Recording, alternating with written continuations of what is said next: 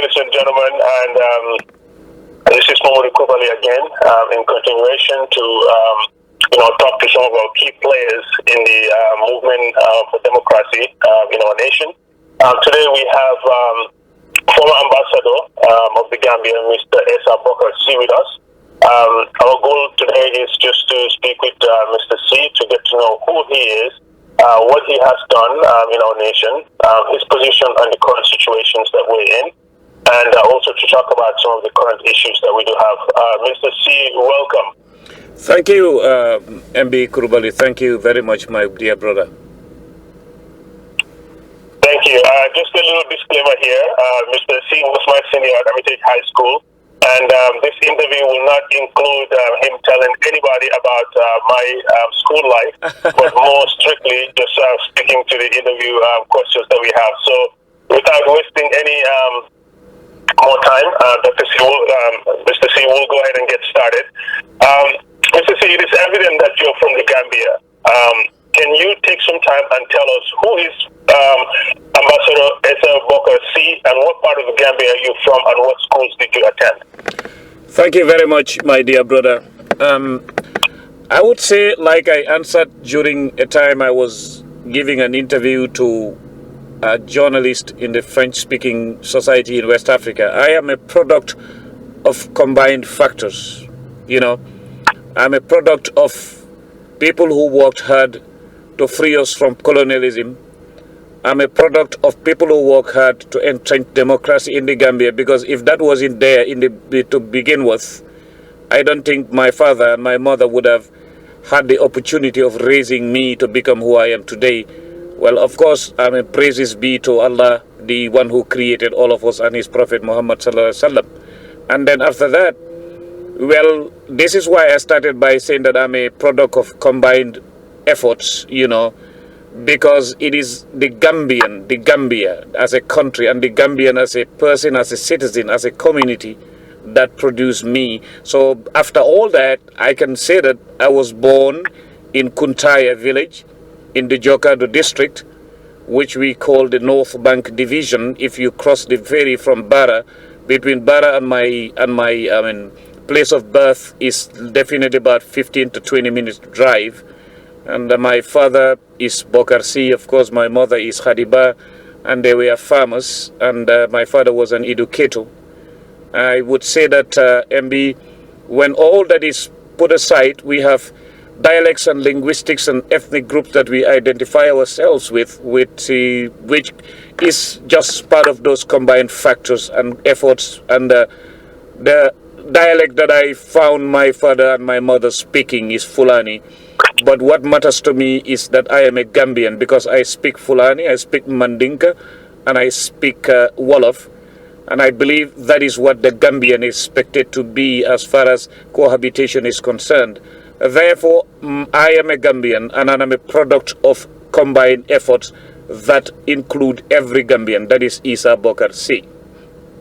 And if it comes to the school I attended, I went to Kuntaya Primary School, and I had a short stint at Kerawan, where I was with my father's elder brother, but I was brought back because I wanted to do my primary 6. Then after I came back to Kuntaya the same year, I sat to the common entrance and went to Hermitage School. And after Hermitage High School, of course, where I met you, but I'll save you. I know that you are blocking me. I'll save you the explanation of who MB is, but I'll come back in another interview. I'll tell them your code name. Anyway, we met there. We had some good life, and we motivated each other, and then we grew up to succeed out of that motivation within hardship. And after that, I joined the teaching field a little bit, and then worked at Bansang Secondary School, very short. And then I switched to go to the Action Aid, the Gambia, and I worked with Action Aid, the Gambia. In fact, we were a pilot project, and some of the students that I taught, and I wasn't much older than them, but one of those later on became a member of parliament, and his name is Dauda Ba, and another one is Jibi Ba. And that is what I contributed. So I left and joined the gendarmerie in 1985, 1986, where I served for 5 years, and I left with an honorable discharge, which matters in army language, because if you are discharged honorably, it's very good. And then later on, during my stay at the gendarmerie also, I went to do some training in Senegal at the École de Gendarmerie called Paul Lapère, which we were doing the course where they call the Maréchal de Logis. After that, I came back and left and went to Gambia College, first pilot project of people who were studying French. It was the first batch. We had scholarships. I went to the Center of Applied Linguistics in Besançon, came back, and later on was sponsored to go to Sierra Leone to do some course that each one of us did at the foreign ministry. And later on I came to America, where I attended some other training. So I believe that sums it up all as far as who I am and schools that I attended, Mr. Krubally. Thank you so much for that extensive answer. You actually did answer my second and third question in the process, because I was going to ask you about what you did after Hermitage High School, where we met, and obviously you were my senior there, and you were one of the first people that I watched really take on a leadership position as the Alcalo of Sondaskunda back then. But moving on to the interview, Mr. C, you talked about your time in the Gambian army. Mm-hmm. We never needed army in the Gambia, that the field forces were just fine. Are those people right now, given that ever since the establishment of the army, there has been a coup d'etat, and now we have lived under a dictatorship for 21 years, were those people right that the Gambia did not need an army? It was just the field forces were just fine because we were such a small and peaceful nation? Well, that is a very good question, Mr. Krubally, and I believe the answer will be relative, because I mean, if you look at it the other way around, as English says, experience is the best teacher. Those people who were saying it at the time, they leaned on experience to see that in Benin, in Nigeria, in other places, in Liberia, anytime an army was established, it led to a coup d'etat, especially during the Cold War era, when there were proxy wars in those countries. And it is the armies that people used to fuel those proxy wars and then to cause difference. I believe if one goes by, along those premises and reflects on the past, and then sees what experience has taught Africa as a continent, especially when it comes to the soldier, they were not only right because of they were right emotionally, they were right in, what I can say factually, because they were skeptical. And the skeptic part of the thought process is what led to what they were thinking about. So one cannot say that they were wrong. If you take a country like Costa Rica, for example, they don't have an army. So if you come back philosophically, Mr. Krubally, does it mean that one needs an army to be stable, or does it mean that one needs education, sincerity, and a stable mind to be stable? Then I will go with the latter. So I don't think they are wrong. It is relative. But on the other side also, a weapon is used to defend, but some people misuse the weapon to cause crimes also. The army is also like that. So I would say that if the army is a weapon to defend people, somebody takes over that weapon to use it to oppress people, it is still not the army that is bad, but it is the element that misuse the army that is bad. So the answer is relative. Thank you. That's a very good point there. Mr. C, here we are now under a dictatorial leadership of Yahya Jammeh for 21 years. Mm-hmm. From a diplomat perspective and a former insider, what can you tell us about Jammeh and his regime, just quickly?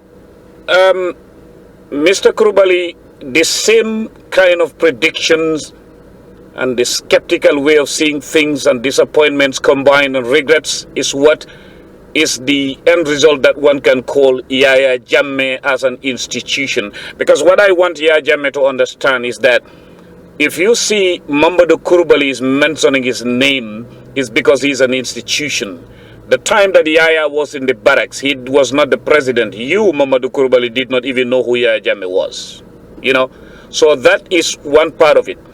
I mean, as an insider, like a person who was in there, that is definitely true, because it's like when you are within a system. Of course, he inherited positions like mine because I was there with Jawara. But when you work with a system, there is what I call working for, working with, and working under. Those working for Yaya need to sit back and think deep. Those working under Yaya need to differentiate where it is the line is drawn between national interest and personal interest. Those working with Yaya also have to understand that associating with him is because he's a president, not because he's a person and it stops there. It's because he's an institution. So 21 years down the line, is this what we people were predicting? Of course not. I mean, the deceptive nature and the deceptive character of Yaya Jammeh also brought us here, because if you remember, in the early days of the government, they had what they called the National Consultative Committee, which came and recommended that he can't be allowed to stay there for more than 2 years and then hand over power. That time, Yaya Jammeh used to say, when I leave power, I'm going to be a farmer. I'm going to canalai. I'm going to do this and that. Politicians are dirty. They are rats. I'm here to cleanse and then go my way. I remember when I delivered a speech in Lille as a person representing the government at a lower rank, I said that this government is going to pack up. And I remember when the former ambassador, is now dead, John P. Bojan, told me, my son, don't be saying that. I know you believe in what you're saying, but I don't think this government is going now.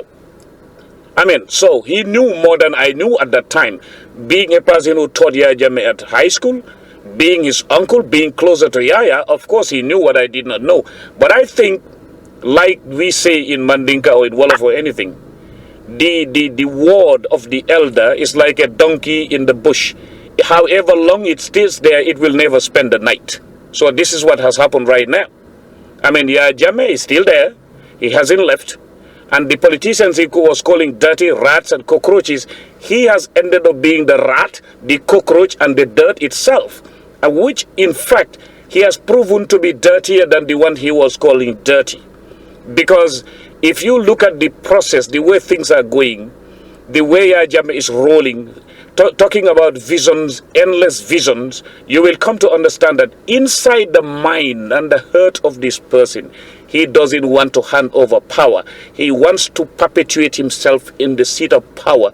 And that is, I believe, Mr. Krubally, is one of the factors that causes frustration in the minds of the Gambians at this moment. So what I want Gambians to understand from a perspective of a person is that they should use the mind instead of the heart, and then they should also not allow to be frustrated. In fact, they should be strengthened, because there are people who believe that the more you go through failures and come back, the stronger you will be. So this is what Gambians need to. From a diplomat's perspective, Jammeh has lost legitimacy of being called the president. He has ridiculed the presidency. He has reduced the presidency to a laughing stock. And there is no person under Yaya Jammeh today, diplomatically, Momodou Krubally, I can tell you, put it in your diary, who will ever be able to bring a better image for this government. This image is already done.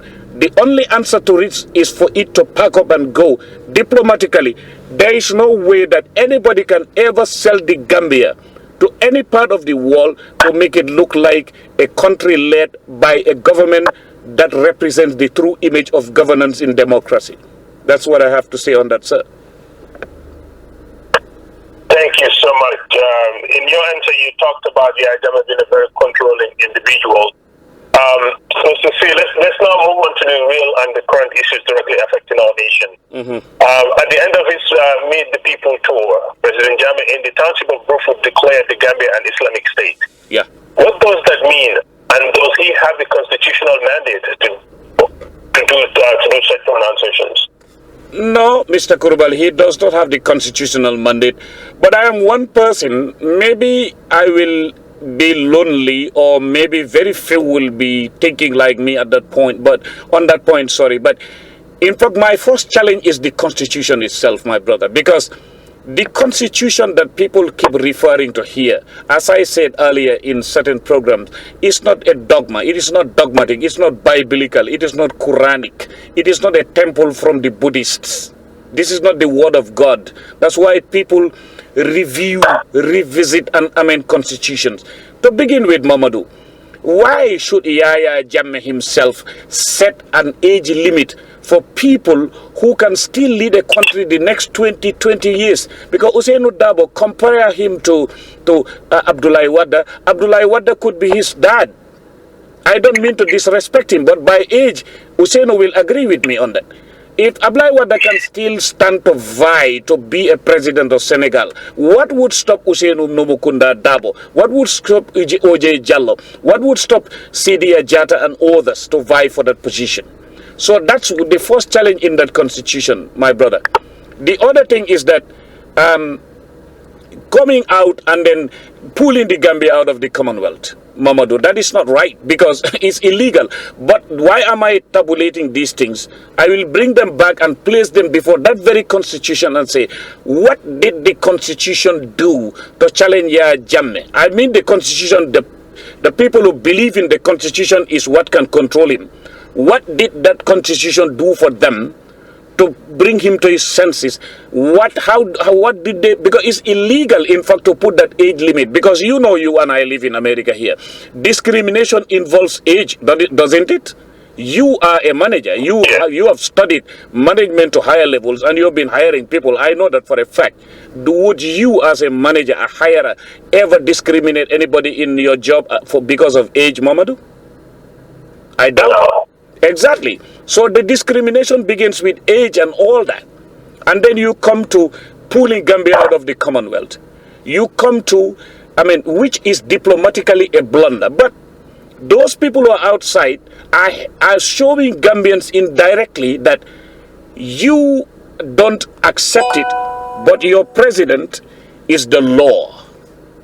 Your president is the law. Because if the British embassy would come back and say, okay, you pull the Gambia out of the Commonwealth, we call ourselves ambassadors. Because if you are a member of the Commonwealth and you are operating in a country that is not a member of the Commonwealth, you are called an ambassador. If you are operating in a country that is within the Commonwealth, you are called the High Commissioner. That's why they changed to ambassador. They accepted it. From there, Momodou, you go. So what else did he do? Indemnifying people who shot students and they are dead, and the coroner's inquest is there. Now tell me, who is the one going against the Constitution? That Constitution itself, Momodou, it is being used to oppress us, but not to maintain checks and balances. This is my issue with that Constitution. Now when it comes to Yahya proclaiming the Gambia an Islamic state, it is unconstitutional. It is illegal, but it is unconstitutional based on which constitution? Because that very constitution is one of the best when it comes to the way it is written. But when it comes to the way it should operate, you and I know that. We have read revolutionary philosophy here and there.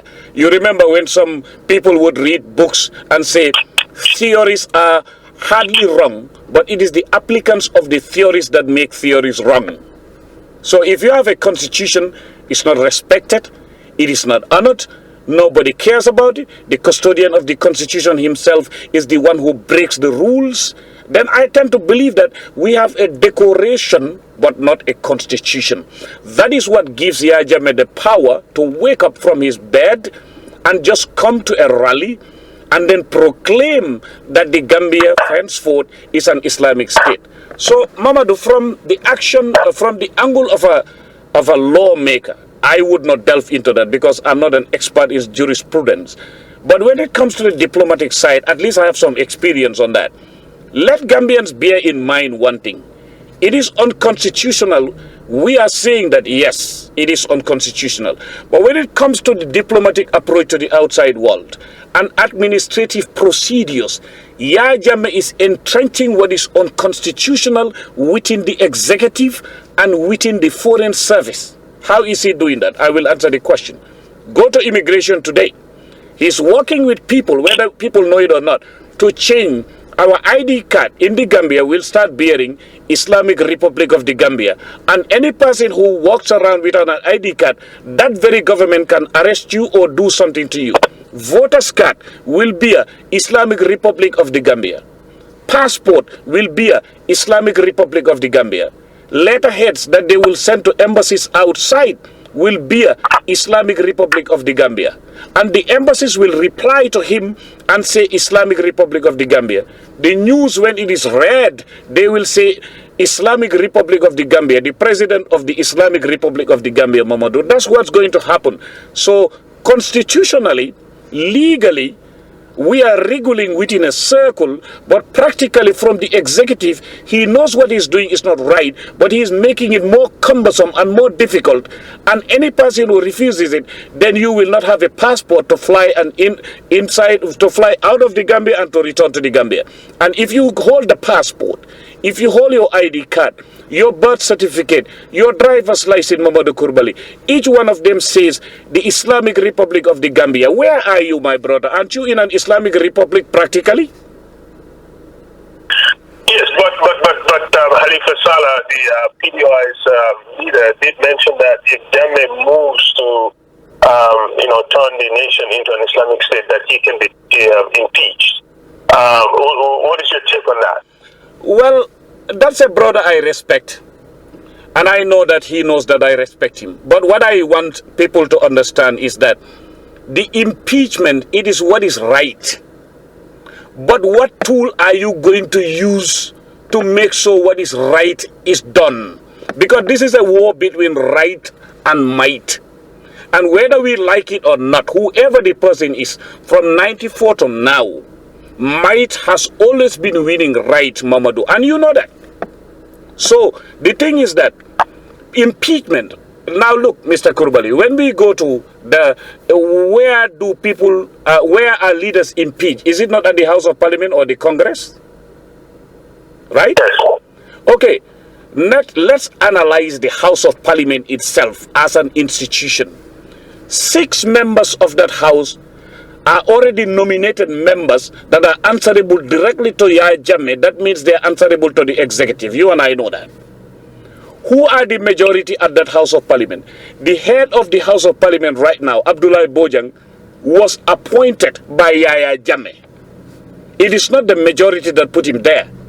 So these people, their characteristics and their operational methods, we all know that they care less.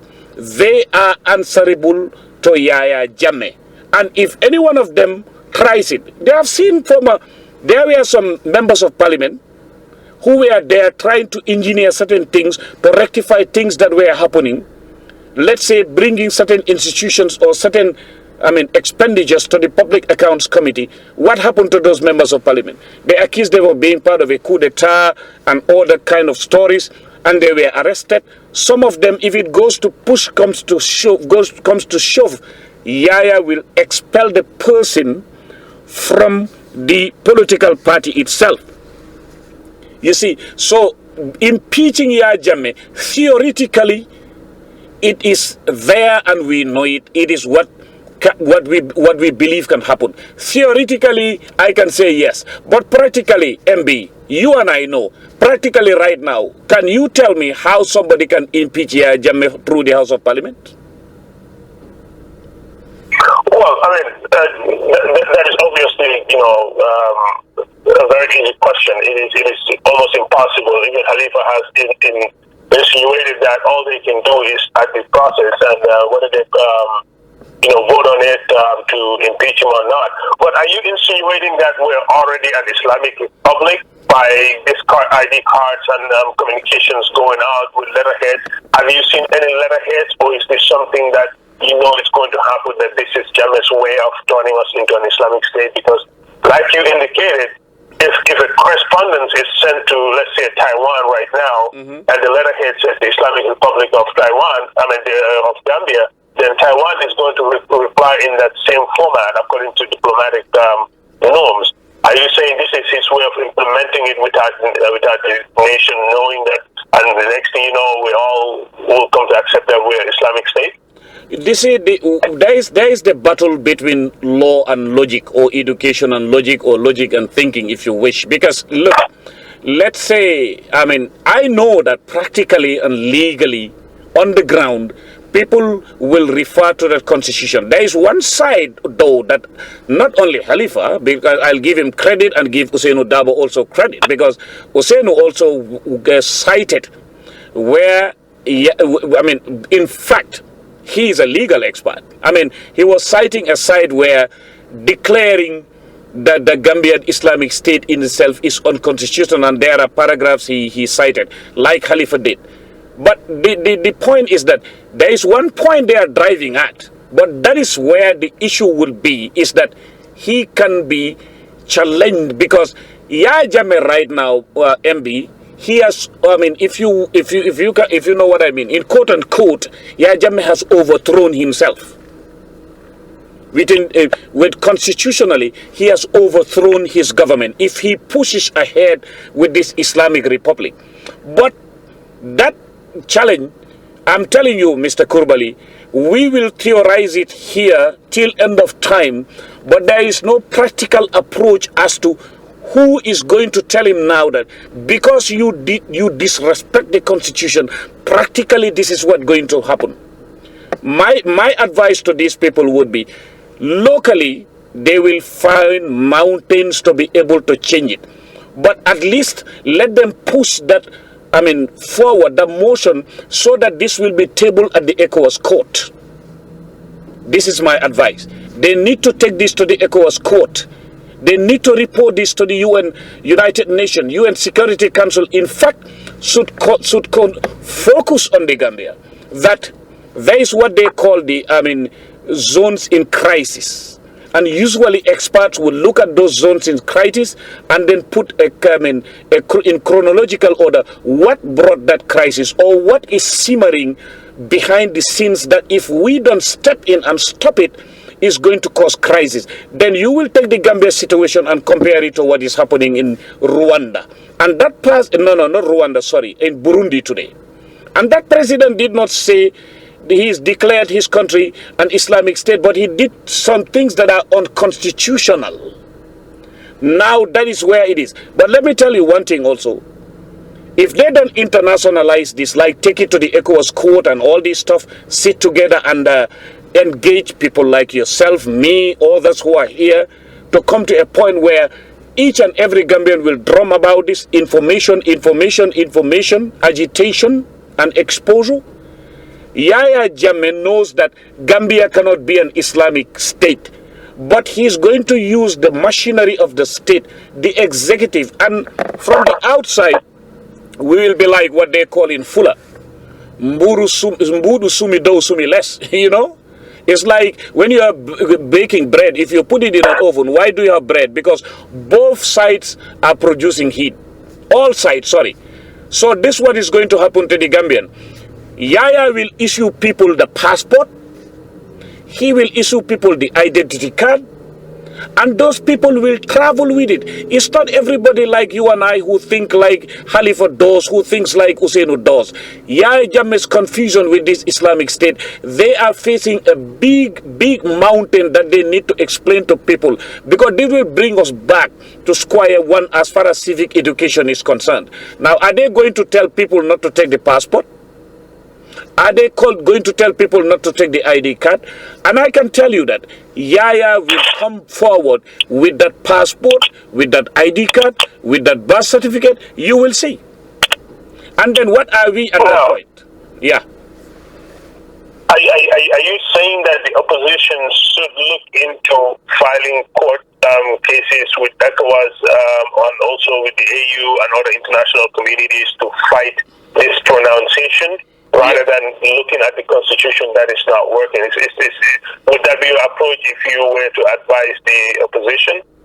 Not only the opposition at this point, because I believe that right now, this job, Momodou, is not only for the opposition. It is for the opposition and civil society organizations also. It is every Gambian's duty, but right now the opposition are the recognized institutions that have been legally registered, and then they are vying for the presidency, and they are going against the principles of the government because they are different in political opinion. Yes, but civil society organizations also can come together. Like they can organize a conference. People can join the opposition and then say, we are going to lodge a complaint at ECOWAS that this proclamation is illegal. The president has gone against the constitution. He is the very one who suspended the constitution, because it is as if Yahya Jammeh right now, whether he knows it or not, by that proclamation he has suspended the Gambia's constitution, because you cannot have that constitution and have an Islamic state which is a different setup, a different institution, where you have Sharia and all these, which experts are there to bring that into because he's saying that it's an Islamic republic that will respect women. You cannot tell women how to dress up, this and that, but that is all bunkums. That has no meaning. So my advice for myself, for you, for civil society organizations and every Gambian combined, of course we have to have leadership in anything we do, and the recognized leaders politically are the ones with political parties on the ground who have been acting on the ground, and everybody heard me over the years. I always give them the due respect they deserve, but this is not a local issue. Of course, somebody will begin somewhere to gather evidence, like Khalifa Saleh has written to the president, he has written to the attorney general. That could be part of evidence to be gathered in the event that it is not solved locally. If that is what he's working towards, then thank God. If that is not what he's working towards and Hussein is working towards, I would advise them to use the diplomatic leg, to use the international laws leg also, by taking it to ECOWAS court, but at the same time tabling it with the United Nations and African Union that the president of the Republic of the Gambia himself is the catalyst that is causing instability in the country. That's what I have to say at that. Thank you, Mr. Sey. I definitely like to probe a little further into this, but because of time, I like to keep this interview to about 45 minutes to an hour at the most. I'll just go ahead and proceed to some of my further questions. Hopefully, I will have the opportunity to talk to you again, because it is my true belief that it is only through speaking to some of our leaders, especially experienced people like you, that have not only represented our nation, but have participated in the international arena, that we will be able to learn a little bit more. Now, as a former diplomat, what is your take on when Yahya insulted the Senegalese leaders? Do you think this is going to affect our bilateral relationships, or is this one of those where they go, here goes the crazy man again, just ignore him? Well, let me tell you this from diplomatic point of view and from a security strategic point of view, which I am involved in right now. I mean, let me tell you one thing, MB. Things like shooting areas, things like bringing planes down, things like making some disrespectful and insolent declarations against the president are a declaration of war. That is internationally accepted. You can conduct your research. What he did is the height of irresponsibility of any sitting head of state. Let's look at the example of Russia and Turkey. What is worse than downing a plane of a country? But have you ever heard President Putin being giving any derogatory remarks and being so disrespectful to Erdogan? He did not do that. So the kind of remarks, Yahya Jammeh, is a habitual thing. You know, Momodou, I mean, this is why someone like me, not out of emotions, but out of reason, this is why I call Yahya Jammeh an armed bandit. Because a responsible head of state, even if you are a dictator, dictators are dictators, but there are wise dictators and responsible dictators in their own ways. I can say that. Because some people are dictatorial, but you will never hear them insulting another president to a point where you talk about Abdullah Wada's bald head, he doesn't have teeth, he's this. You know, that is too low to a point that it's just unthinkable. I don't think there is no president on earth who has ever said what Yahya Jammeh said to another president, especially in a neighboring country. Even Idi Amin, during his war with Tanzania, he called Nyerere something like a woman, but that was because there's a war between him and Nyerere. He didn't just wake up and insult. So if Idi Amin Dada is better than a president based on your declaration, proclamations and speeches, what kind of a president are you? This is why, from reason, not emotions, I judge him to be as an armed bandit. It is only an armed bandit, Momodou, who will get up and insult a president in a neighboring country the way Yahya Jammeh did in the Gambia. Thank you, Mr. C. No, I know that, like I said, for the sake of time, we're just going to go ahead and breeze through this real quickly. I'd like to go to our final segment of talking about what we understand as the struggle. A lot of people are requesting to call it the movement now because the word struggle has obviously been tainted to the point where it is looked at as a very, very, very negative word. Now, we have been fighting this regime for the last 21 years, and I have seen you speak and attend some demonstrations. Correct me if I'm wrong, but why are you not a member of any of these associations in the diaspora?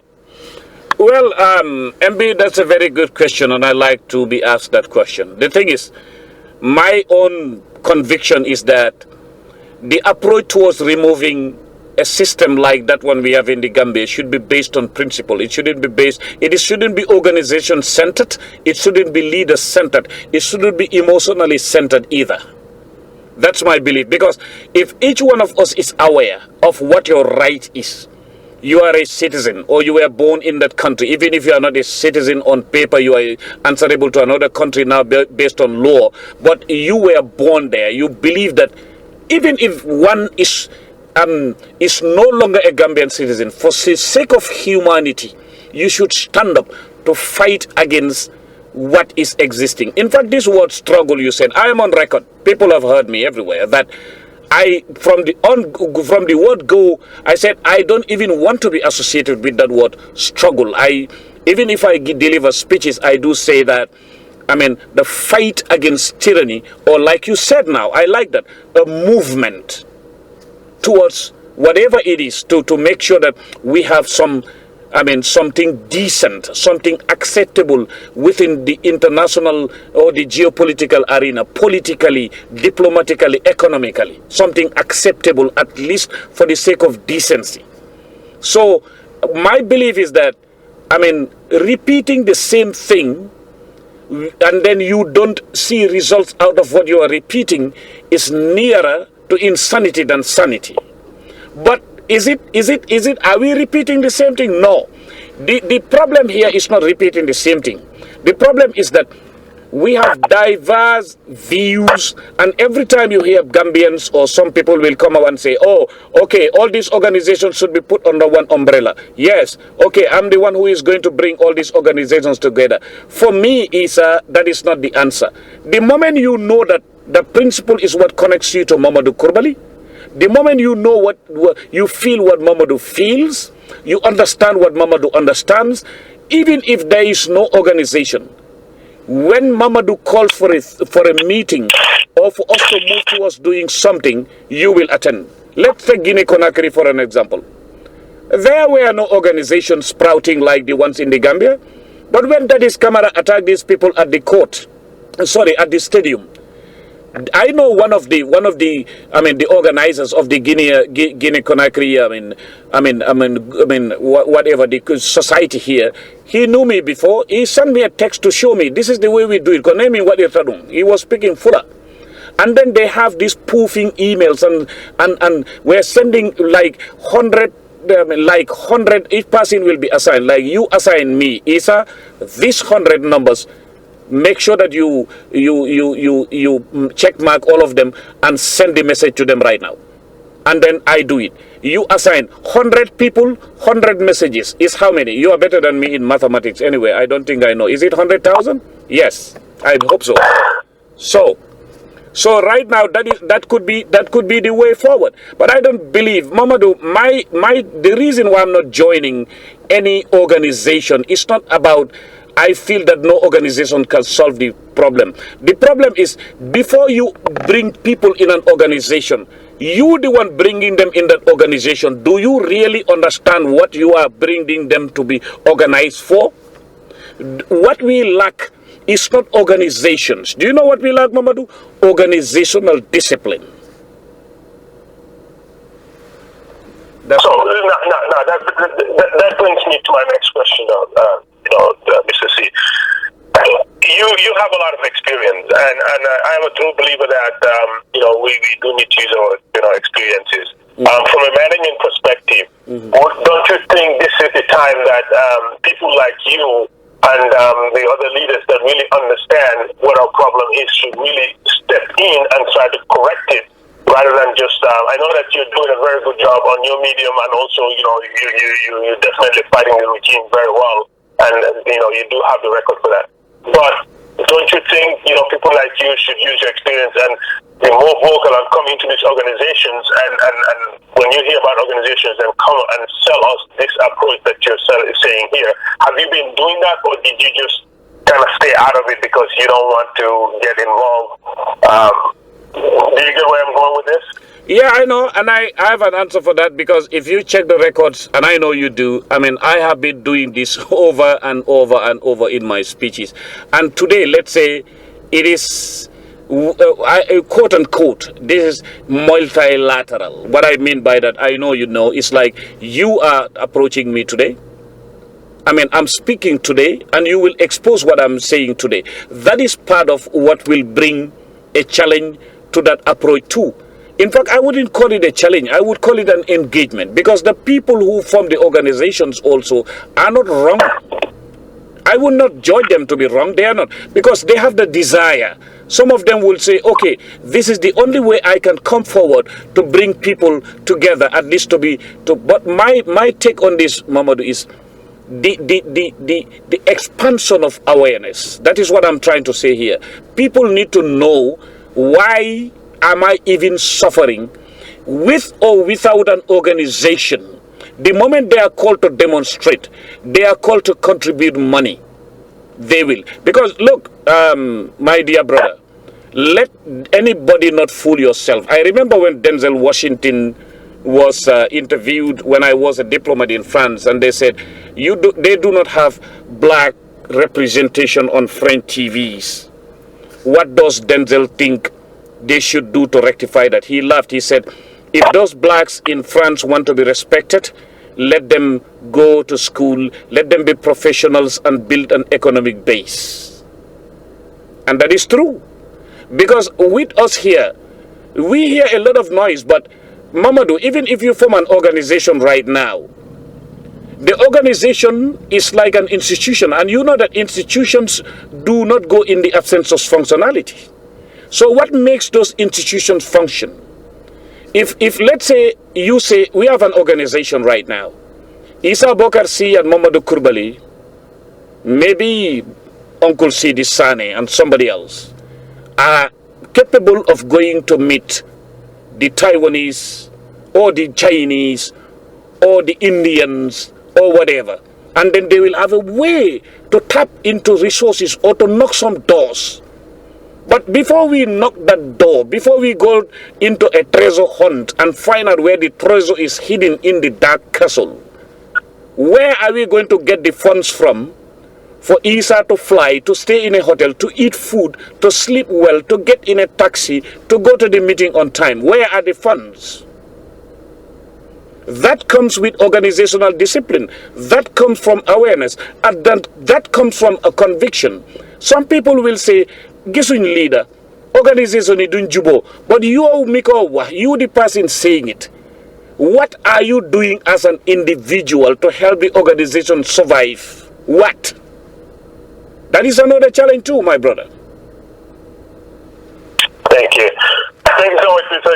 C. Obviously, we have about 4 to 5 more minutes. I just, like I said, I really hope to talk to you a lot more. I have known you for many, many years.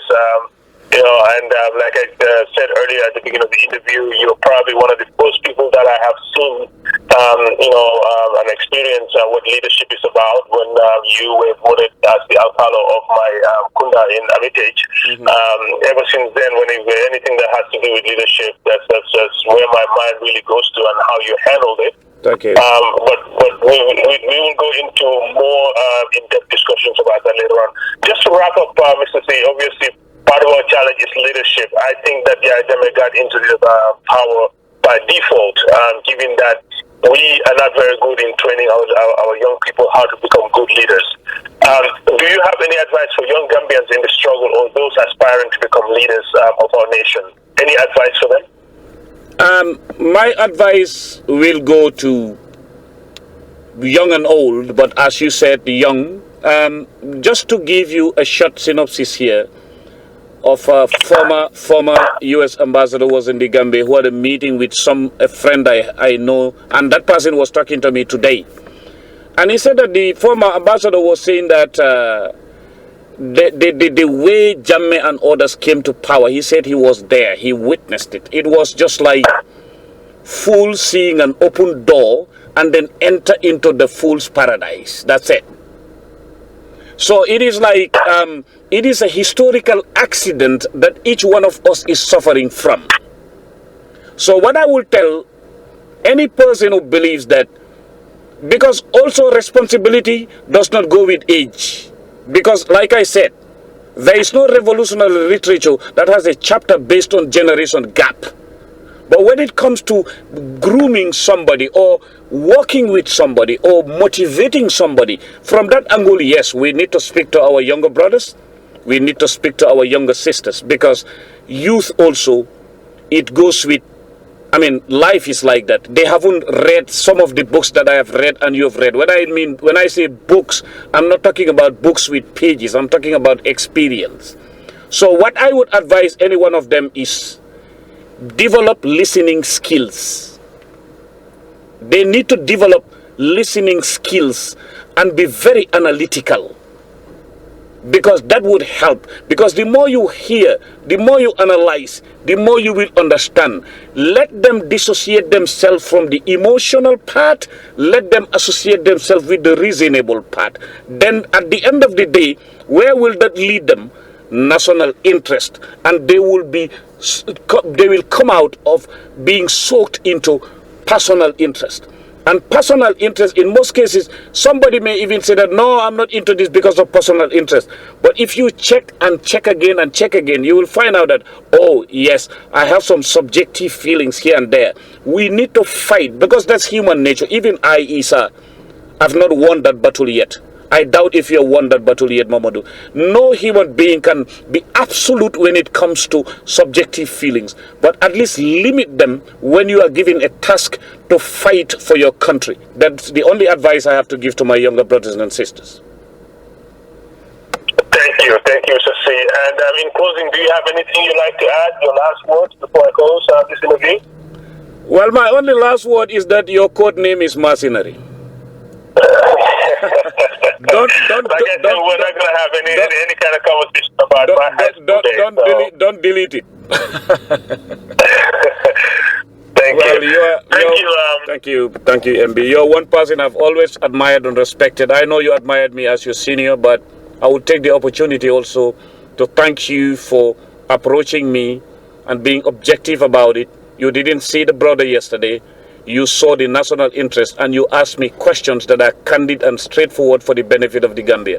Thank you very much, Krubally. Thank you, Mr. C. And like I said, due to time, obviously, I'm also a true believer that interviews should be short so that people can really have the opportunity to listen to them without having to sit for 2 or 3 hours trying to understand what an interview is about. Hopefully, we will get to talk to you again, because I really think as young Gambians, we need to really speak to people like you, dive into the issues, and really get to understand and build that base of tolerance and to be able to converse with each other. Thank you so much, and I like I said, I hope we will continue to have this sort of interviews and hopefully expand it to other members of our community too. Thank you, Mr. C. Thank you.